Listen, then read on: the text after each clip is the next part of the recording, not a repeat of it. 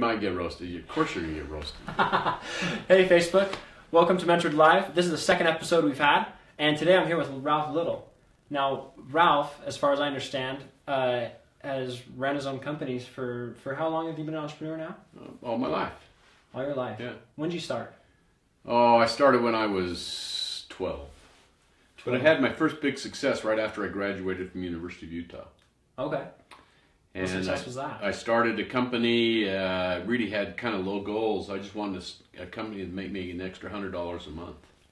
That's all. And it grew rapidly. We were lucky, and we ran it for 20 years. We were on the Inc. 500 for 4 years in a row. I made a little bit of money, and so 20 years ago I retired, and I've been teaching and consulting and playing ever since. Really? Yeah. Okay, now you can't just give us that. You have to tell us what it was you did. Well, it was back in the late 70s. The real estate market was going through huge gyrations, similar to what's going on now. And there were a ton of foreclosures, so we got into the foreclosure and collection business. Something I thought I would just do in Utah, in fact, just in Salt Lake. But within 2 or 3 years, we were in 12 western states, and then we expanded nationwide. And we had 3,000 employees. Oh my goodness. It was a lot of fun. That's cool. Can you explain to me how the business itself works? Well, what we did is we would go out, we would knock on doors of people that were delinquent in their home loan. Okay. And we would just interview them, a little 5-minute interview. Are you working? What are your bills? Then we would send that report on to the mortgage companies. It was something that I would just go out and do to earn a little bit of pocket change. And we just started picking up more and more accounts, and the thing grew, and we'd go board up houses that were vacant and Really? take care of, manage the properties and stuff like that. It was a lot of fun. Huh. That does sound like a lot of fun. And so that's your big success. That was the big one. During that 20 years I ran there, we started probably another 6 or 7 companies, and they did well. You know, we built parts for the F-16 and did some electronic parts. We did a software company, another advertising company. We bought a tire shredder. A shredder, a tire that shreds, thing that shreds tires. Yeah. To get more traction on the road. No. This was to destroy tires. Oh, destroy them. So when tires are worn out, they're a problem. Landfills don't want them because they eventually float to the top. Mm-hmm. And so they have to be cut up. So we bought this giant machine, and you could put a 55-gallon drum of solid concrete in this thing, and it would just chew it up. It just scared me to death. I mean, it's as big as a room, and I was always afraid that I would fall in it when it was running, because I just lubricate the thing. I mean, it was a big old thing. It was huge, and anyway, that was kind of fun. We did some recapping and stuff like that. But the funnest thing I've done is teach entrepreneurship. Okay. That's fun. Now, tell us where you've taught. So I started at the University of Utah. I taught there for 12, 15 years. While I was there, I went down to LDS Business College, and together with Wynn Dunford, we started the entrepreneurship program down there, developed the courses. And I taught there for a number of years, and just 2 years ago I left, having had as much fun as I thought I could have. I teach down at BYU now. I teach a class down there, which is fun. And then I do private consulting. Private consulting. Okay. Now, we were just having a really interesting conversation right before we actually went live, and it was about what ideas. It was about how stupid you are. Saying it very humbly. Yeah. I got roasted. So, we were talking basically about how Mentored Live, what the idea is, and how if it's a moneymaker or not.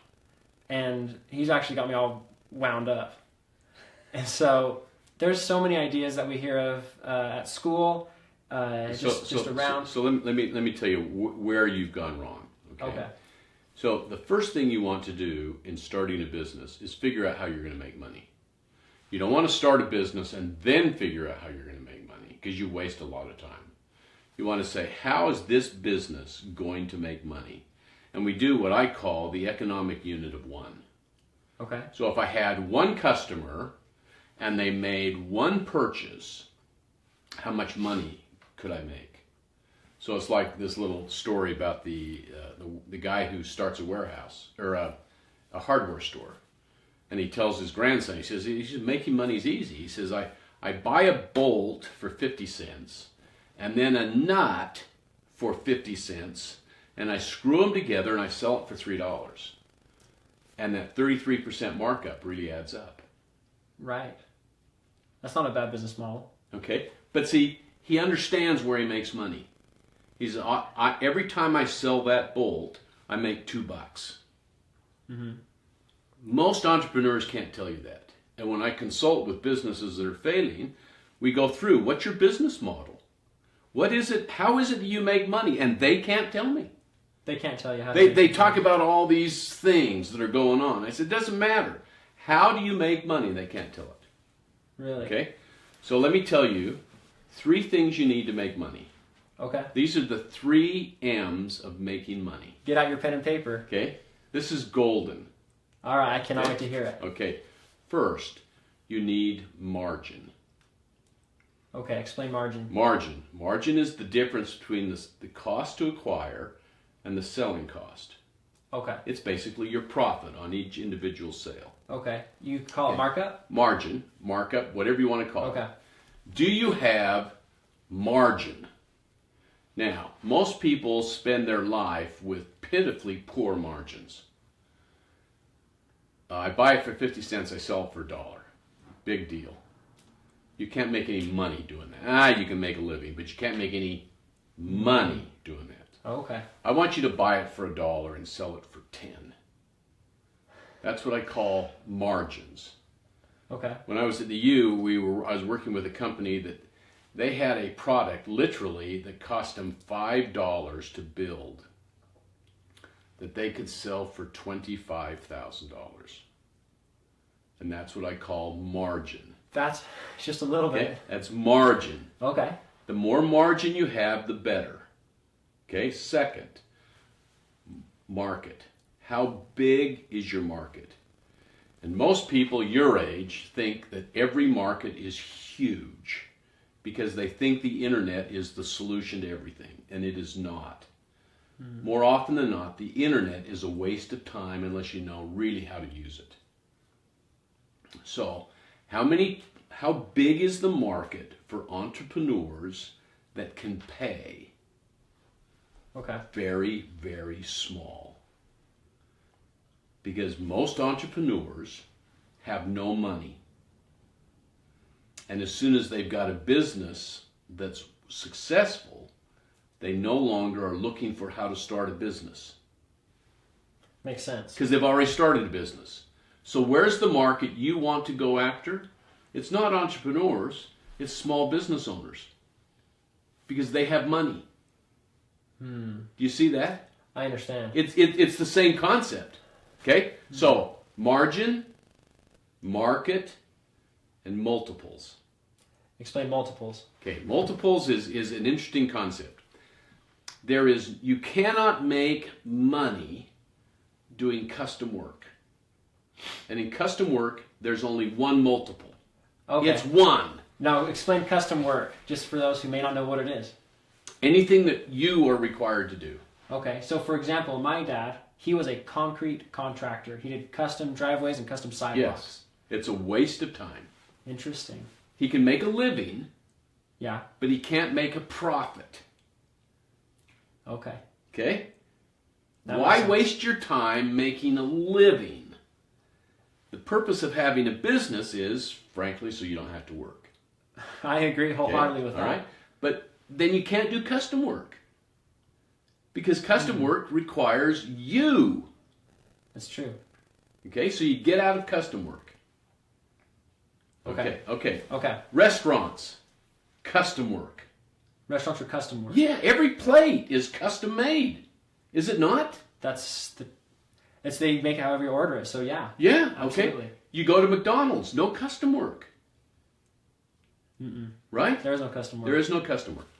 Okay, so let's say that you hire me to paint a mural on the side of the building, custom work.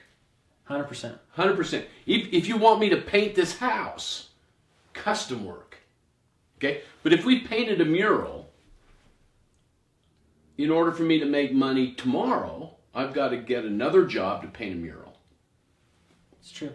Or I take a photograph of the mural and have it printed and sell the prints.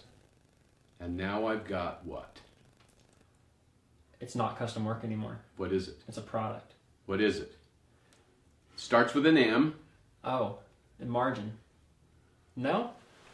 Multiples. Multiples. Oh, okay. Do you see that? Because you can get multiple copies of the same. Yeah, I can sell those copies over and over and over and over and over and over and over, and I don't have to paint every single one. Uh-huh. Okay? Margins is where people make money. I'm sorry, Multiples is where people make money. Huh. And the bigger the multiples, the better. That's fascinating. That's incredible. Okay, so we have margin, market, and multiples. I do want to take you back to margin because I want to understand, first of all, where do you find such a deal where you make a product for $5 and sell it for $25,000? How do you find a deal like that? How do you find margins like that? We call that an outlier. Okay? Okay. Okay? Okay. So Let's go to the 50 cent, sell it for $3. They're easy. Okay. They're all over. Because what you don't understand is you don't understand how to create value. Okay? I believe you. Okay? So, let's say you have a blister on your foot. Okay. And you say, well, I'm going to be walking around today, and so I need to get a bandage to put over the blister so it doesn't hurt me. Okay? How much are you going to pay for that bandage? You can get them for cheap. Give me a number. We'll say 25 cents. Okay? How much do you think it cost to make that bandage? Per bandage, I would say 5 cents. I'm getting openly laughed at on my own show. 1/10 of a cent. 1/10 of a cent per bandage. Yeah. Oh, yeah. Oh my goodness. Okay. Okay. How much does it cost to bake a loaf of bread? If you're a commercial baker, how much does it cost to make a loaf of bread? You got me. 10 cents. 10 cents. How much do they sell it for in the store? At least $3. Yeah. Okay. So, is there good margin in bread? Excellent. Yeah. Okay. Excellent. Now they don't get the whole $3. Okay. Of course. Well, But if they made it for 10 cents and sold it for $1, we're still doing. We're at 10x, right? Right. Okay. So, the thing that you look for, and we were talking about this before we went live, is most entrepreneurs that have not been taught look for things they want to do to make a business out of. Yeah, and I was really hoping we were going to talk about this because that's exactly what's going on It's here. exactly the wrong thing to do, because as wonderful as you are, what you want is irrelevant. It's irrelevant, and you will spend your time chasing what you want to do and never make any money. Mm-hmm. The issue is not what you want to do. The issue is, what do customers want? What do they want? And that brings us to market. Exactly. How many customers want this? Very interesting. Okay, so you look for not what I want to do, but who has a problem. Okay. Is there a problem that needs to be solved? Can I solve it? And if I solve it, what kind of value do I create? Okay, repeat that one more time. What's the problem? What's the problem? What's the solution? If I solve the problem, what's the value that I've created in the customer's mind? See, you're willing to pay me 25 cents for a bandage because that bandage solves a problem for your foot. Right. And it's worth 25 cents. Absolutely. If it doesn't hurt. You'd spend $1. Wouldn't you? I would. Because I don't care to not have pain in my foot as I'm walking around. It's worth $1. Mm-hmm. Do you care how much it costs Johnson & Johnson to make that bandage? It's irrelevant. No, it doesn't pass the mind. It's insignificant. See? And you're not looking for those things. You're looking for, what do I want to do? And Right. it's In fact, 99% of the people I've talked to that want to start businesses, Yeah. I want to sell belts. I want to start a restaurant. I want to start a restaurant. I want to sell do hamburgers. translations. I want to do something stupid Right. on the internet. Now, what a lot of that I believe comes from is, okay, people go, where are my talents? Yes, and your talents are irrelevant. It doesn't matter what It you're does good at. not matter. This is so intriguing. Oh my gosh. Why? Okay. By the way, Wait. Why do your talents not matter? Because like you said, it's not what you want, it's what the customer wants. Okay. Is that So- correct? No, but it's very good. Okay. Okay. I'm trying really hard. Okay. Let's say you found a product that you can sell that solves a problem, but you have no management skills and no sales skills. Okay. What do you do? Find those that know how to do it. Yes. Hi, So for Mitch. No, wait. It doesn't matter what your skills are, Okay. does it? Because you can hire every skill that you need. Mm-hmm. The real skill is, can you train yourself to identify needs and wants of customers? That's my very next question is how in the world do you find these needs? Because you're going to say it's obvious. I already know that. But No, it's not obvious. But it's not obvious. I'm going to tell you how to do it, and you're going to say, this is just stupid. This is $1 million question. Okay. Okay, so when you meet someone, do you remember their name? Personally, most of the time I do not. Do you know why? I'll just tell you why. Tell me. You don't care about them. That's fair enough. Okay? And because you don't care about them, you don't engage them in conversation. If you do engage them in conversation, you start to talk. And frankly, no one cares what you have to say. But if you would change how you do that and start to ask them questions about them, where are they from? What are they doing? What are their interests? What do they like? Now you become interested in other people, and as you do that and you build up that skill, you become very attuned to what people want, need, and desire. And now you can say, I get this common request. Okay? I had a friend of mine. He got a job working with some national electronic organization. And it was kind of a national group, and his responsibility was the southwest area of the United States. So he'd go around to these members in their association. And he'd ask them, how are you doing? What do you need? And he said, for months, people would just tell me what they thought the organization should be doing. Mm-hmm. Well, you should be doing this, you should be doing this, you should be doing that. He says, after 3 or 4 months, I was getting tired of getting shoulded to death. Yeah. Okay? You should have done this. Okay? So he said, finally, I said, I'm going to start doing these things. And he started a business satisfying the needs of that group because he listened to what they said. And it's that listening skill that's critical. And then understanding how to make a business out of it. That's intriguing. Dang. Okay, I got to process that. So what you're saying is the secret is to don't be so self-centered per se, but rather talk to other people and ask them about themselves. Yeah. Now, in fairness, entrepreneurs are taught wrong. Okay. What you've done is what everybody tells you should do. Where are they taught wrong? It's in the movies, it's in the articles you read, it's in the books. Almost everything you know about entrepreneurship is just wrong. It's just flat out wrong. It's wrong. Okay. Have you heard this? Just stop me if you have, okay? There is a relationship between risk and reward. I don't know where you're going to go with this. Tell me. Just work with me on this, okay? Okay. The greater the risk, the greater the reward. You heard that? I have heard that. It's false. Do tell. Okay? It's Okay. absolutely false. There is absolutely no relationship between risk and reward, and yet entrepreneurs swear by it. Have you heard that you can be more financially secure working for a company than you can if you work for yourself and own your own business? Entrepreneurship is risky. Yeah. It's not true.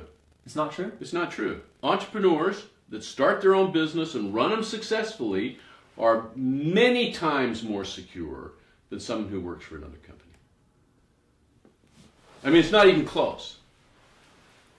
Really? Yes. Okay, so let me just run you through this. Please okay? do. I was going to ask you, how do you... Okay, how are we doing on time? We okay? How long have we been going for? All right. We started at 3 o'clock. We've been a half hour. Okay, so let's say you have a job. Okay. Theoretically. Okay? How many people does it take to fire you? If I have a job, it takes one person. One person fired. Can you be fired if you screw up? Absolutely. Can you be fired if you don't screw up? Yeah. Can you be fired if your boss screws up? Absolutely. Can you be fired if your coworker screws up? Totally. And you think this is job security. Right? Right. Right? That's what people And call if it. you get fired, how much of your income do you lose? All of it. All of it. Okay. So let's say me. Okay? I've got a company. I've got 3,000 employees. I've got 281 customers. Mm-hmm. How many people does it take to fire me? 281. 281. 281 people simultaneously that don't even know each other have to get together within a relatively short period of time, and every one of them has to fire me in order for me to be out of business. What are the chances of that? I would say next to nothing. Next to nothing. So you have one person that can fire you. It takes 281 people to fire me. Who's more secure? You are, in this case. By how much? 280 times. 280 times, okay? And it's not because I'm smarter than you. It's that I have multiple sources of income. Multiple sources of income. It's like legs on a stool. Mm-hmm. Okay? And if, let's say 50 are taken away. Let's say I screw up or someone in my organization screws up and 50 customers leave me. 50 legs on the stool fall off. What? Am I okay? Totally. Totally. Okay? Now, here's what I can do you can't do. I can go back to those 50 and get some of them back. I said, yeah, we screwed up. We fixed this. Yeah, it was our fault. Blah, blah, okay? I'm not going to get them all back, but I can get some of them back, right? Right. You can't do that. No. Okay? Now I say, okay, well, I lost 50. I got 15 back. But, you know, I'm going to go out and I'm going to pick up some more accounts. Can I replace them? Yeah. Yeah. In fact, I could get more than 50. Can you do that? You would want more than 50 jobs? No, you couldn't. Absolutely You couldn't. not. No, there's no So way. who's more secure? I would say the entrepreneur in this case. Yeah. 100%. 100%. The entrepreneur, like you said, that That has doesn't multiple. take risks. Entrepreneurs should never take risks. Ever. Ever. This is opposite of everything. I know we've that. ever What did I taught. tell you? Okay? Everything you've been taught is false. Entrepreneurs should never take risks. Entrepreneurs should never borrow money. Never borrow money? Never, ever, ever, ever, ever, under any circumstance, borrow money to start or buy a business. That's everyone's. I did a little bit of market research, and as you can tell, I did just a little bit. The number one question that kids have is, How do I get money? How do I get money? I know, I Just not my understand business. Okay? And they think the solution is go out and borrow money or get investors and friends and family and stuff like that. It's absolutely a waste of time. That's incredible. Could you please explain why? No, we're getting close to the end. We're getting close to the end. I understand. I understand. It's so easy. Oh my goodness. Okay. Okay? Where can we learn more about this? You got to come take my class. And currently you're at BYU, correct? Yeah. Okay. Are there any other classes, for example, like at LDSBC that might teach us this? Is there anyone that teaches it like you're teaching us right now? LDSBC is probably teaching the good stuff. Okay. I mean, these were in all my classes when I was there, Okay. and the LDSBC does a very good job. You do a good job. Mm-hmm. Okay. There's your endorsement, LDSBC. Man. Okay, well, that's incredible. So just a quick review of what we talked about. Okay. We talked about the 3 M's. 3 M's, which are? The last Margin. Margin. That was the first one. Margin, market, and multipliers. Multiples. Mm-hmm. And margin is just being able to, buy a product for 50 cents and sell it for $3. Yep. Market is, is there somebody that actually wants to buy this? How many customers are there? How many customers are there? Okay. You phrase that very specifically. Okay, I can't wait to find out why. And then the last one is multiples. It has to be something that you can easily repeat. Very good. Is that correct? Very good. Thank you. See, I can learn something. You did. You've done very well. All right. Hey, Ralph Little, thanks so much for your time. This has been a great broadcast, and I got schooled. I got a lot to learn. But you know what? This is so much fun. This is why we're doing what we do, so that we can learn, we can get better at what we're doing. And I got to find a way to make money with this thing. Good. So that's my goal. Thanks so much for watching. Go ahead and leave any comments, any questions you might have, and we'll do the best we can to answer them. Appreciate it, guys.